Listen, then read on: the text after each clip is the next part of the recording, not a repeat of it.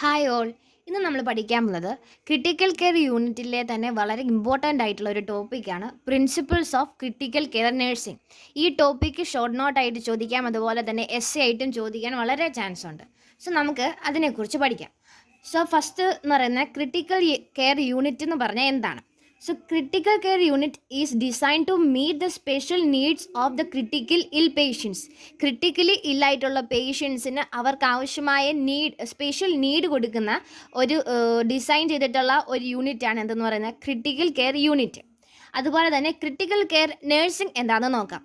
അതിൻ്റെ definition: it is a nursing speciality that deals with human responses to life threatening problems like trauma and surgery. ഇതെന്ന് പറയുന്ന ഒരു nursing സ്പെഷ്യാലിറ്റിയാണ് that deals with human responses to life threatening problems. Life threatening ആയിട്ടുള്ള പ്രോബ്ലംസിനോട് human response ആണ് എങ്ങനെ ഒരു nursing speciality വെയിൽ കൊടുക്കുന്നതിനെയാണ് ഇതെന്ന് പറയുന്നത് ക്രിട്ടിക്കൽ കെയർ നഴ്സിംഗ് എന്ന് പറയുന്നത്.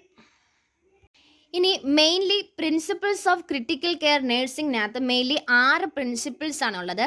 First one anticipation, second early detection and prompt action, collaborative practices, communication, prevention of infection and crisis intervention and stress intervention. So അപ്പം മെയിൻലി 6 പ്രിൻസിപ്പിൾസ് ആണ്. ഓക്കെ, നമുക്കിതിനൊരു കോഡായിട്ട് എഴുതാം. കോഡ് നമുക്ക് എഴുതാൻ എളുപ്പം ക്യാപ് പ്ലസ് ഇ, കേപ്പ് എന്ന് നമുക്ക് കോഡായിട്ട് ഓർക്കാം. സോ സി ആയിട്ട് എത്ര എണ്ണം ഉണ്ട്? 3 എണ്ണം ഉണ്ട്. ഒന്ന് കൊളാബറേഷൻ, കമ്മ്യൂണിക്കേഷൻ, അതുപോലെ തന്നെ crisis intervention. A for anticipation, P for prevention of infection and E for early detection. So നമുക്ക് ഈ 6 പ്രിൻസിപ്പിൾസിനെ കുറിച്ചും ഡീറ്റെയിൽസ് ആയിട്ട് നോക്കാം. സോ ഫസ്റ്റ് പ്രിൻസിപ്പിൾ എന്ന് പറയുന്നത് anticipation. This principle state that one has to recognize high risk patients, anticipate the requirement, complication and be prepared to meet the emergency. So anticipation എന്ന് പറയുന്നത് ഒരു പേഷ്യൻറ്റിന്, സോ നമ്മൾ അഡൽട്ട് ഹെൽത്ത് നഴ്സിംഗ് എഴുതുമ്പോൾ എപ്പോഴും നമ്മൾ hospital based ആയിട്ട് think ചെയ്യണം. അപ്പോൾ ആൻറ്റിസിപ്പേഷൻ എന്ന് പറയുന്നത് നമ്മളൊരു ഹോസ്പിറ്റലിൽ ICU യൂണിറ്റിൽ ഡ്യൂട്ടി ചെയ്യുമ്പോൾ ഒരു പേഷ്യൻറ്റ് എമർജൻസി ആയിട്ട് ICUലോട്ട് ഷിഫ്റ്റ് ചെയ്യുന്നു.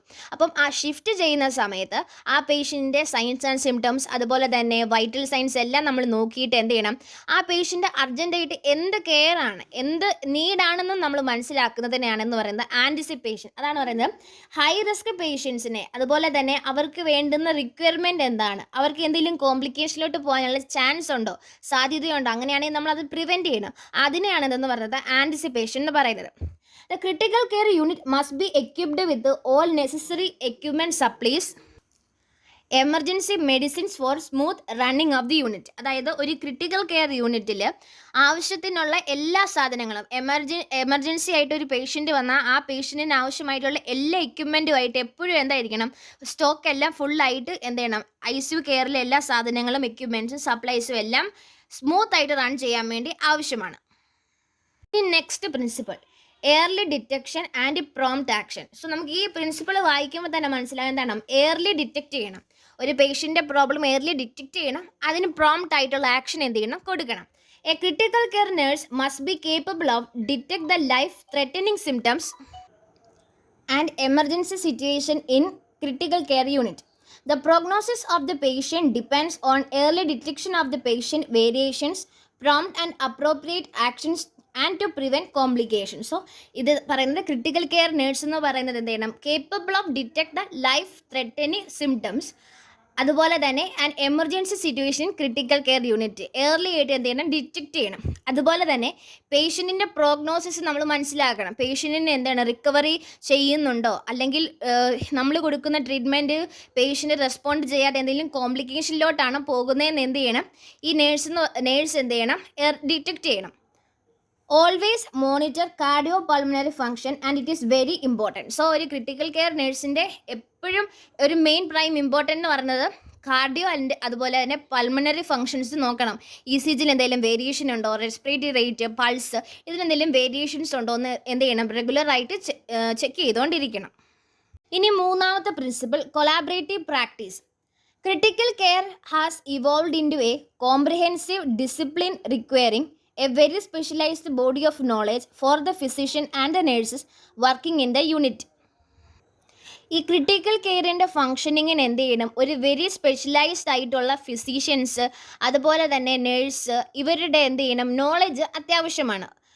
Collaborating practices between the physician and the nurses working in the CCU foster a partnership for decision making and it ensures quality and compassionate patient care. അതായത് ഒരു nurse, അതുപോലെ തന്നെ ഫിസീഷ്യൻസ്, other staff like laboratory, അതുപോലെ തന്നെ x-ray technicians, അങ്ങനെ ഈ ICU work ചെയ്യുന്ന എല്ലാ മേഖലയിലുള്ള ആൾക്കാരെ എന്ത് ചെയ്യണം, കൊളാബറേറ്റ് ചെയ്തെങ്കിൽ മാത്രമേ എന്ത് ചെയ്യത്തുള്ളൂ, അതെന്തിനു സഹായിക്കും, ഡിസിഷൻ മേക്കിങ്ങിന് സഹായിക്കും. അതുപോലെ തന്നെ അത് quality and compassionate care to the പേഷ്യൻറ്റിന് നമുക്ക് കൊടുക്കാൻ സഹായിക്കും.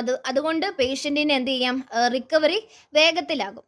അപ്പോൾ മൂന്നാമത്തത് collaborative practices between the physician, nurses and other technicians എന്ത് ചെയ്യണം, മെയിൻറ്റെയിൻ ചെയ്യണം. നാലാമത്തതാണ് കമ്മ്യൂണിക്കേഷൻ. സോ കമ്മ്യൂണിക്കേഷൻ എന്ന് പറയുന്നത് നമുക്ക് അറിയാവുന്നതാണ്. 3 ടൈപ്പ് ഉണ്ട്. ഒന്ന് intra professional, Inter departmental and intermediate. So they have significant importance in smooth running of the ICU. Collaboration practices of the communication enhances better outcome for the patient, for the health workers and also for the hospital. So this communication help a individual decision making as well as in clinical decision making. So communication എന്ന് പറയുന്ന 3 type ഉണ്ട്. Intra professional, അതായത് പ്രൊഫഷൻസുകാർ തമ്മിലുള്ള communication. രണ്ടത് ഇൻ്റർ department, അതായത് 2 ഡിപ്പാർട്ട്മെൻറ്റുകാർ തമ്മിലുള്ള ഒരു communication. For example, ഒരു patient ICUവിലുണ്ടെങ്കിൽ ആ പേഷ്യൻറ്റിന് ഒരു സിസ്റ്റത്തിന് മാത്രമായിരിക്കത്തില്ല. അതായത് ഓർത്തോ ആയിട്ട് അഡ്മിറ്റ് ആയിരിക്കുന്ന പേഷ്യൻ്റ് എന്ത് ചെയ്യാം, ചിലപ്പം കാർഡിയക് അറസ്റ്റിലോട്ട് പോകാനുള്ള ചാൻസ് ഉണ്ട്. അപ്പോൾ എന്ത് ചെയ്യണം, ഈ സർജറിക്കാരും ഓർത്തോക്കാരും അതുപോലെ തന്നെ മെഡിസിൻകാരും അങ്ങനെ പല ഡിപ്പാർട്ട്മെൻറ്റുകാരും എന്ത് ചെയ്യണം, കൊളാബറേറ്റ് ചെയ്ത് വർക്ക് ചെയ്യണം. അതിന് അവർക്ക് തമ്മിൽ എന്ത് ചെയ്യണം, ഒരു നല്ലൊരു ബെറ്റർ കമ്മ്യൂണിക്കേഷൻ ഉണ്ടായിരിക്കണം. ഇനി മൂന്നാമത്തത് ഇൻ്റർപേഴ്സണൽ, അതായത് തമ്മിലൊരു കമ്മ്യൂണിക്കേഷൻസും വളരെ ഇമ്പോർട്ടൻ്റ് ആണ്. ഇതെന്തിനു വേണ്ടിയാണ്, this is very important in smooth running of ICUവിലുള്ള സ്മൂത്ത് റണ്ണിങ്ങിന്, അതുപോലെ തന്നെ കൊളാബറേറ്റീവ് പ്രാക്ടീസസിന്, ബെറ്റർ ഒരു ഡിസിഷൻ മേക്കിങ്ങിനെല്ലാം സഹായിക്കും ഈ കമ്മ്യൂണിക്കേഷൻ. ഇനി അഞ്ചാമത്തത് പ്രിവെൻഷൻ ഓഫ് ഇൻഫെക്ഷൻ. ഈ പ്രിവെൻഷൻ ഓഫ് ഇൻഫെക്ഷൻ നമുക്ക് നമ്മൾ ഫസ്റ്റ് ഇയർ തൊട്ട് പഠിക്കുന്ന ആയതുകൊണ്ട് തന്നെ നമുക്കിത് ഉണ്ടാക്കി എഴുതാം. So nosocomial infection create a lot of problems in health services. Critically ill patient requiring ICU are at high risk for infection than other patient due to the presence of invasive lines, immunocompromised state with antibiotics, corticosteroids, stress, ventilators, prolonged stay in ICU, severity of illness, other persons with severe infection. Nosocomial infection എന്ന് പറഞ്ഞാൽ നമുക്ക് ഹോസ്പിറ്റലിൽ നിന്ന് കിട്ടുന്ന infections. So ഇതെന്ന് പറയുന്നത് ഒരു ICUവിൽ കിടക്കുന്ന അല്ലെങ്കിൽ ക്രിട്ടിക്കൽ ഇല്ലായിട്ടുള്ള പേഷ്യൻറ്റിനെ സംബന്ധിച്ച് ഹൈ റിസ്ക് ആണ്. അവർക്ക് പെട്ടെന്ന് എന്ത് ചെയ്യാം, ഇൻഫെക്ഷൻ വരാനുള്ള ചാൻസ് ആണ്. കാരണം എന്തൊക്കെയാണ്, ഇൻവേസീവ് ലൈൻസ്, കത്തീറ്റർ കാണും, അതുപോലെ തന്നെ IV ലൈൻസ് കാണും, സെൻട്രൽ ലൈൻ കാണും, അതുപോലെ തന്നെ അവർ ആൻറ്റിബയോട്ടിക്സ്, കോർട്ടിക്കോസ്റ്റെറോയിഡ്സ് എല്ലാം എടുക്കുന്നതുകൊണ്ട് അവരുടെ ഇമ്മ്യൂണിറ്റി എന്ത് ചെയ്യണം, അവിടെ സപ്രസ്ഡ് ആയിട്ടായിരിക്കും ഇരിക്കുന്നത്. അതുപോലെ തന്നെ ഇമ്മ്യൂണോ കോംപ്രമൈസ്ഡ് ആയിട്ടുള്ള പേഷ്യൻസ് വരുമ്പം ഇൻഫെക്ഷൻസ് ഉള്ള എയ്ഡ്സ് ഉള്ള പേഷ്യൻസ് കാണാം, അതുപോലെ തന്നെ ഇമ്മ്യൂണോ കോംപ്രമൈസ്ഡ് പേഷ്യൻസ്, പിന്നെ വെന്റിലേറ്ററിൽ കിടക്കുന്ന patient, prolonged stay in ICU, അതായത് 2-3 മാസമായിട്ട് തന്നെ ICUവിൽ കിടക്കുന്നവരുണ്ട്. സിവിയറിറ്റി ഓഫ് ഇൽനെസ് അനുസരിച്ച് എന്ത് ചെയ്യണം, അവർക്ക് ഈ ICU കിടക്കുന്നവരെല്ലാവരും തന്നെ എന്താണ്, ക്രിട്ടിക്കലി ഇല്ലായിരിക്കും. അതുകൊണ്ട് തന്നെ നോസോകോമൽ ഇൻഫെക്ഷൻ വരാനുള്ള ചാൻസും കൂടുതലാണ്. The main source of infection are wound, indwelling catheter, invasive lines, ventilator, haematoma and urinary route. The most common organisms E. coli, Pseudomonas, Staphylococcus, Clostridium tetani and Klebsiella MRSA. Quality of nursing care combined with the surveillance program can minimize the incidence of infection.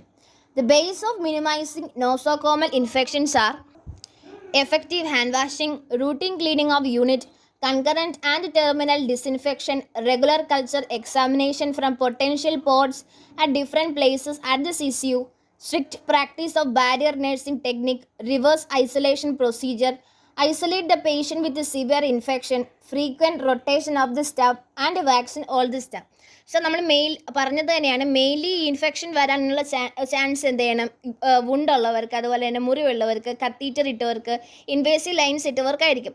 ഈ infection വരാനുണ്ടാക്കുന്ന bacteria, virus എന്നൊക്കെ പറയുന്നതിന് എക്സാമ്പിളാണ് E. coli, Pseudomonas, Streptococcus, Klebsiella, MRSA എന്നൊക്കെ പറയുന്ന organism. So അതുകൊണ്ട് തന്നെ ഈ infection തടയാൻ വേണ്ടി നമുക്ക് പ്രിവെൻഷൻ ഓഫ് ഇൻഫെക്ഷൻ എങ്ങനെ നമുക്ക് സാധ്യമാക്കാമെന്നാണ് പറയുന്ന പോയിൻറ്റിങ്. എഫക്റ്റീവായിട്ടൊരു ഹാൻഡ് വാഷിംഗ് വേണം. Routine cleaning of the unit, നമ്മൾ യൂണിറ്റ് എപ്പോഴും ക്ലീൻ ആക്കണം. ഡിസിൻഫെക്ഷൻ, അതായത് കൺകറൻ്റ് ആയിട്ട് ഒരു ഷിഫ്റ്റ് കഴിയുമ്പോൾ തന്നെ എപ്പോഴും എന്ത് ചെയ്തുകൊണ്ടിരിക്കണം, ക്ലീൻ ചെയ്തുകൊണ്ടിരിക്കണം. റെഗുലർ കൾച്ചർ എക്സാമിനേഷൻ, നമ്മൾ പേഷ്യൻറ്റിൻ്റെ കൾച്ചർ എന്ത് ചെയ്യണം, എക്സാം ചെയ്തുകൊണ്ടിരിക്കണം. ഇനി അതുപോലെ യൂറിൻ കൾച്ചറിന് വിടാം, ബ്ലഡ് കൾച്ചറിന് വിടാം, എന്തെങ്കിലും ഓർഗാനിസംസ് പ്രസൻ്റ് ആണോ എന്നറിയാൻ വേണ്ടി. അതുപോലെ തന്നെ strict practice of barrier nursing technique. Barrier nursing ടെക്നിക്കിനകത്ത് പറയുമ്പോൾ PP കിറ്റ് ഇടുക, അതുപോലെ തന്നെ ഗ്ലൗസ് ഇടുക, മാസ്ക് ധരിക്കുക, ഹാൻഡ് വാഷിംഗ് ചെയ്യുക. റിവേഴ്സ് ഐസൊലേഷൻ പ്രൊസീജിയേഴ്സ്, എന്തെങ്കിലും MRSA ഒക്കെ ഉള്ള പേഷ്യൻ്റ് ഉണ്ടെങ്കിൽ അവരെന്ത് ചെയ്യുക, ഐസൊലേറ്റ് ചെയ്യുക. Isolate patient with severe infection. Then frequent rotation of staff, അതായത് എപ്പോഴും ഒരേ സ്റ്റാഫുകാരെ ഇടരുത്. അതായത് 2 ദിവസം സ്റ്റാഫുകാരെ ഇട്ട് കഴിഞ്ഞാൽ, അങ്ങനെ വരുമ്പം 2 ദിവസം ഒരു സ്റ്റാഫ് പാറ്റേൺ ഇട്ട് കഴിഞ്ഞാൽ 3-ാമത്തെ ദിവസം അവരെ റൊട്ടേറ്റ് ചെയ്യുക. അതായത് ഒരുമിച്ച് ഈ പേഷ്യൻറ്റുമായിട്ട് എക്സ്പോഷർ വരാതിരിക്കാൻ നോക്കുക എന്നാണ് പറയുന്നത്. ദെൻ വാക്സിനേറ്റ് ഓൾഡ് സ്റ്റാഫ്, എല്ലാവർക്കും എന്താണ് പ്രിവെൻഷനായിട്ടുള്ള വാക്സിൻസ് കൊടുക്കുക. ലാസ്റ്റത്തെ പ്രിൻസിപ്പിളാണ് crisis intervention and stress intervention. ഇതിനകത്ത് മെയിൻലി എന്താണെന്ന് പറയുന്നത്, കുറച്ച് വാല്യൂസ് അതുപോലെ തന്നെ കുറച്ച് സ്കിൽസ് എന്ത് ചെയ്യണം, നഴ്സിന് ഉണ്ടായിരിക്കണം.